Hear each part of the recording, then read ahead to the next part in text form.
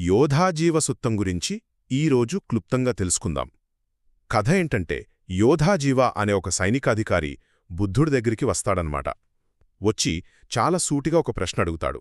యుద్ధంలో చనిపోతే సైనికులు స్వర్గానికి వెళ్తారని మా వాళ్లు చెప్తుంటారు. ఇందులో నిజమెంత? చూసారా?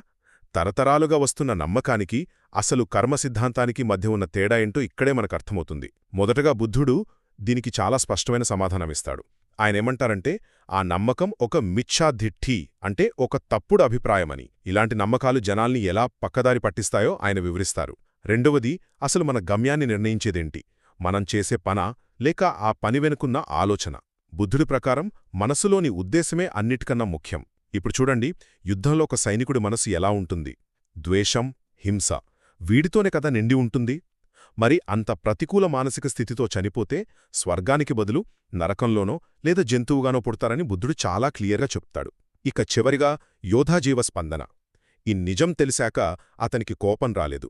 బదులుగా ఇన్నాళ్లు తనని మోసం చేశారనే బాధతో ఏడుస్తాడు.